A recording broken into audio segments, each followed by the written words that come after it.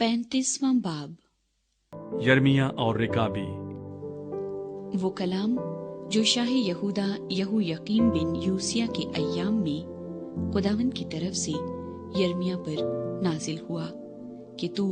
रेकाबियों के घर जा और उनसे कलाम कर और उनको खुदावंद के घर की एक कोठड़ी में लाकर मैं पिला। तब मैंने यजानिया बिन यर्मिया बिन हबसीनिया और उसके भाइयों और उसके सब बेटों और रेकाबियों के तमाम घराने को साथ लिया और मैं उनको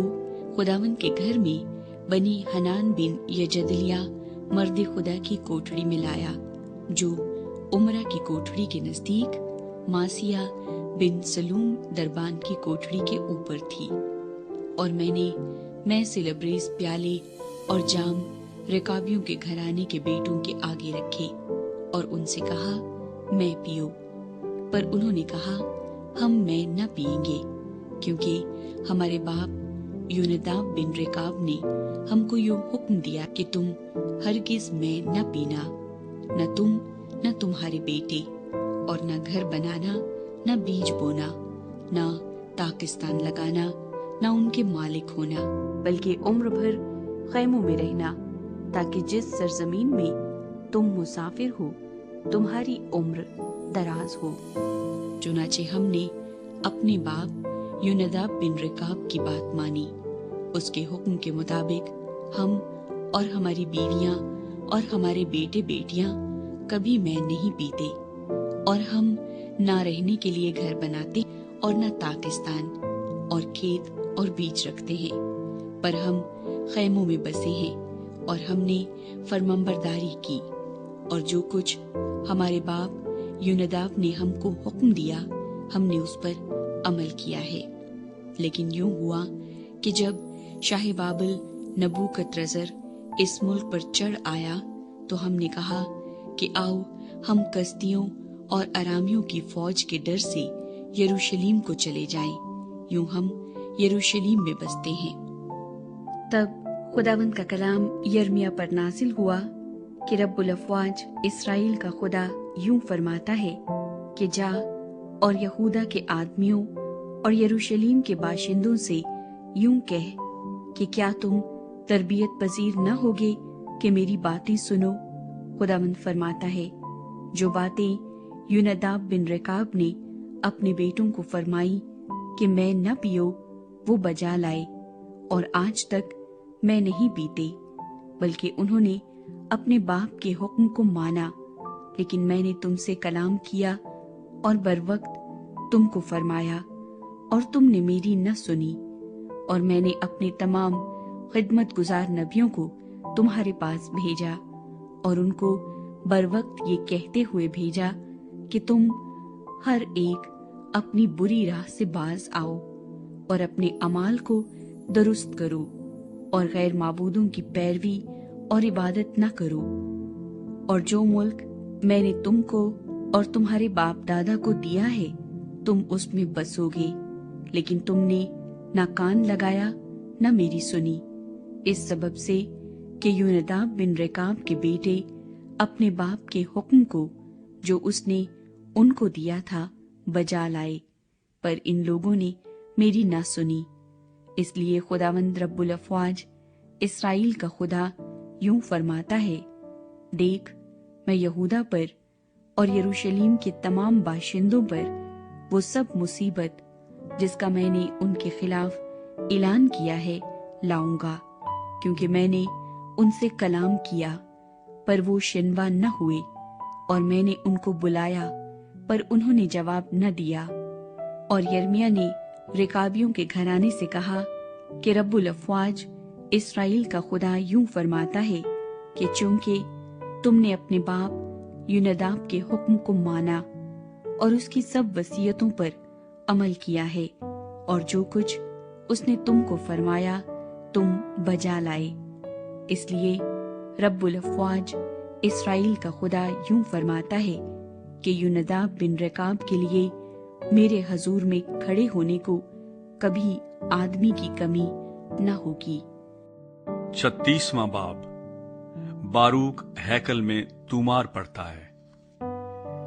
शाह यहूदा यहोयकीम बिन यूसिया के चौथे बरस में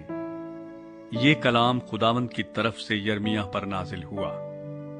कि किताब का एक तूमार ले और वो सब कलाम जो मैंने इसराइल और यहूदा और तमाम अक़वाम के खिलाफ तुझसे किया उस दिन से लेकर जब से मैं तुझसे कलाम करने लगा, यानी यूसिया के अय्याम से आज के दिन तक उसमें लिख। शायद यहूदा का घराना उस तमाम मुसीबत का हाल जो मैं उन पर लाने का इरादा रखता हूं सुने, ताकि वो सब अपनी बुरी रविश से बाज आएं और मैं उनकी बदकिरदारी और गुनाह को मुआफ करूं। तब यर्मिया ने बारूक बिन नीरिया को बुलाया और बारूक ने खुदावंद का वो सब कलाम जो उसने यर्मिया से किया था उसकी जुबानी किताब के उस तुमार में लिखा। और यर्मिया ने बारूक को हुक्म दिया और कहा कि मैं तो मजबूर हूं, मैं खुदावंद के घर में नहीं जा सकता, पर तू जा और खुदावंद का वो कलाम जो तूने मेरे मुंह से उस तुमार में लिखा है खुदावंद के घर में रोजे के दिन लोगों को पढ़कर सुना, और तमाम यहूदा के लोगों को भी जो अपने शहरों से आए हों, तू वही कलाम पढ़कर सुना। शायद वो खुदावंद के हजूर मिन्नत करें और सब के सब अपनी बुरी रविश से बाज आएं, क्योंकि खुदावंद का कहर गजब जिसका उसने इन लोगों के खिलाफ ऐलान किया है शदीद है। और बारूक बिन नीरिया ने सब कुछ जैसा यर्मिया नबी ने उसको फरमाया था वैसा ही किया, और खुदावंद के घर में खुदावंद का कलाम उस किताब से पढ़कर सुनाया। और शाह यहूदा यहोयकीम बिन यूसिया के 5वें बरस के 9वें महीने में यूं हुआ कि यरूशलेम के सब लोगों ने और उन सब ने जो यहूदा के शहरों से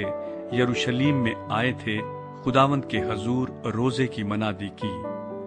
तब बारूक ने किताब से यर्मिया की बातें खुदावंद के घर में जमरिया बिन साफिन मुंशी की कोठरी में ऊपर के सेहन के दरमियान खुदावंद के घर के नए फाटक के मदखल पर सब लोगों के सामने पढ़ सुनाई। तुमार उमरा के सामने पढ़ा जाता है। जब मिकाया बिन जमरिया बिन साफिन ने खुदावंद का वो सब कलाम जो उस किताब में था सुना, तो वो उतरकर बादशाह के घर मुंशी की कोठरी में गया, और सब उमरा यानी अलीसमा मुंशी और दिलाया बिन सिमाया और इलनातन बिन अकबूर और जमरिया बिन साफिन और सिदकिया बिन हननिया और सब उमरा वहां बैठे थे। तब मिकाया ने वो सब बातें जो उसने सुनी थी जब बारूक किताब से पढ़कर लोगों को सुनाता था उनसे बयान की। और सब उमरा ने यहूदी बिन नतनिया बिन सलमिया बिन कूशी को बारूक के पास ये कहकर भेजा कि वो तुमार जो तूने लोगों को पढ़कर सुनाया है अपने हाथ में ले और चला आ। बस बारूक बिन नीरिया वो तुमार लेकर उनके पास आया, और उन्होंने उसे कहा कि अब बैठ जा और हमको ये पढ़कर सुना। और बारूक ने उनको पढ़कर सुनाया। और जब उन्होंने वो सब बातें सुनी तो डर कर एक दूसरे का मुंह ताकने लगे, और बारूक से कहा कि हम यकीनन ये सब बातें बादशाह से बयान करेंगे। और उन्होंने ये कहकर बारूक से पूछा कि हमसे कह कि तूने ये सब बातें उसकी ज़बानी क्यों कर लिखी। तब बारूक ने उनसे कहा, वो ये सब बातें मुझे अपने मुंह से कहता गया और मैं स्याही से किताब में लिखता गया। तब उमरा ने बारूक से कहा कि जा अपने आप को और यर्मिया को छुपा और कोई न जाने कि तुम कहाँ हो। और वो बादशाह के पास सेहन में गए, लेकिन उस तुमार को अलीसमा मुंशी की कोठरी में रख गए और वो बातें बादशाह को कह सुनाई। तब बादशाह ने यहूदी को भेजा कि तुमार लाए, और वो उसे अलीसमा मुंशी की कोठरी में से ले आया। और यहूदी ने बादशाह और सब उमरा को जो बादशाह के हजूर खड़े थे उसे पढ़कर सुनाया। और बादशाह जिम्मस्तानी महल में बैठा था, क्योंकि 9वां महीना था और उसके सामने अंगीठी जल रही थी। और जब यहूदी ने 3-4 वरक पढ़े تو اس نے اسے منشی کے قلم تراش سے کاٹا اور انگیٹھی کی آگ میں ڈال دیا، یہاں تک کہ تمام طومار انگیٹھی کی آگ سے بھسم ہو گیا۔ لیکن وہ نہ ڈرے، نہ انہوں نے اپنے کپڑے پھاڑے، نہ بادشاہ نے، نہ اس کے ملازموں میں سے کسی نے، جنہوں نے یہ سب باتیں سنی تھی۔ لیکن الناتن اور دلایا اور جمریہ نے بادشاہ سے عرض کی کہ طومار کو نہ جلائے، پر اس نے ان کی ایک نہ سنی۔ اور بادشاہ نے شہزادہ یرحمیل کو اور شرایہ بن عزریل اور سلمیہ بن عبدیئیل کو حکم دیا کہ باروک منشی اور یرمیہ نبی کو گرفتار کریں، لیکن خداوند نے ان کو چھپایا۔ یرمیہ ایک اور طومار لکھتا ہے،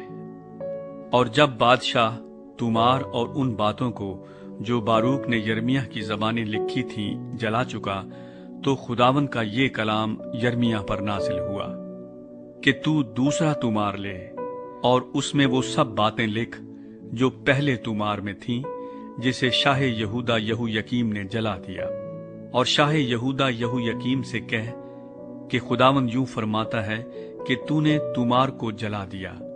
اور کہا ہے کہ تو نے اس میں یوں کیوں لکھا کہ شاہ بابل یقیناً آئے گا اور اس ملک کو غارت کرے گا، اور نہ اس میں انسان باقی چھوڑے گا نہ حیوان۔ اس لیے شاہ یہودا یہویقیم کی بابت خداوند یوں فرماتا ہے کہ اس کی نسل میں سے کوئی نہ رہے گا جو داؤد کے تخت پر بیٹھے، اور اس کی لاش پھینکی جائے گی تاکہ دن کو گرمی میں اور رات کو پالے میں پڑی رہے۔ اور میں اس کو اور اس کی نسل کو اور اس کے ملازموں کو ان کی بد کرداری کی سزا دوں گا، اور میں ان پر اور یروشلم کے باشندوں پر اور یہودا کے لوگوں پر وہ سب مصیبت لاؤں گا جس کا میں نے ان کے خلاف اعلان کیا، پر وہ شنوا نہ ہوئے۔ تب یرمیہ نے دوسرا طومار لیا اور باروک بن نیریہ منشی کو دیا، اور اس نے اس کتاب کی سب باتیں جسے شاہ یہودا یہویقیم نے آگ میں جلایا تھا یرمیہ کی زبانی اس میں لکھی، اور ان کے سوا ویسی ہی اور بہت سی باتیں ان میں بڑھا دی گئیں۔